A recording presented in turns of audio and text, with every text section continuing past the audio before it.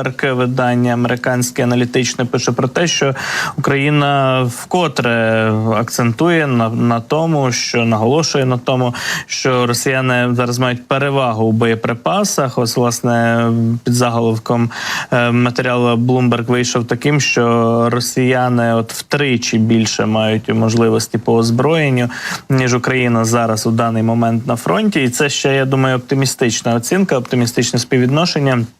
Власне, на багатьох ділянках фронту щонайменше в 5 разів більше росіяни використовують боєприпасів артилерійських, мін великого калібру на фронті, аніж українські військові можуть собі це дозволити. Ну і в такий спосіб Україна повідомила союзникам, що стикається із критичною нестачею артилерійських снарядів, оскільки росіяни втричі більше, щонайменше використовують на фронті вогневих засобів, як пише Bloomberg. Посилається при цьому видання на лист Рустема Умєрова, міністра оборони України, своїм колегам із Європейського Союзу. І видання зазначає, що Умєров в цьому листі описав доволі велику чисельну помітну перевагу росіян, з якою стикаються українські війська на фронті, намагаючись відбити все нові штурми і атаки. Також міністр оборони України зазначає в цьому документі, що Україна наразі не в змозі випускати більше як 2000 снарядів на день. Випускати, мається на увазі вистрілювати по лінії фронту. Це не йде мова про обсяги виробництва наших снарядів. Ми знаємо, що окремі калібри Україна виробляє зараз, але це засекречені дані. Ніхто не знає, скільки таких снарядів Україна може виробляти самостійно. В цьому сенсі ми значною мірою, в першу чергу, звичайно, що залежимо і розраховуємо на підтримку наших західних партнерів. Протяжність фронту при тому становить 1500 кілометрів при цьому, а зараз є можливість лише 2000 снарядів використовувати щодоби, обороняючи той чи інший напрямок. І це менше третини боєприпасів, які використовує Росія, як пише міністр оборони України, тобто у Росії суттєва перевага.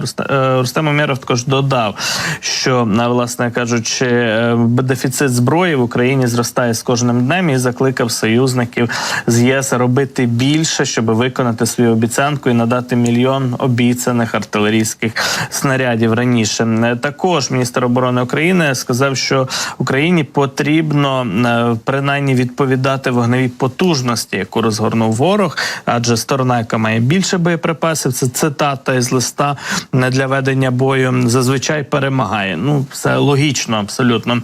Нагадаю, що цього тижня, буквально учора, в середу, у Європейському Союзі визнали, що до 1 березня зможуть надати лише половину із обіцяних снарядів, пообіцявши поставити до кінця року Україні ще 600 тисяч одиниць снарядів. Україна ж потребує зараз 200 тисяч снарядів калібру 155 мм на місяць. Це натівський стандартний калібр. Йдеться про це якраз у цьому документі.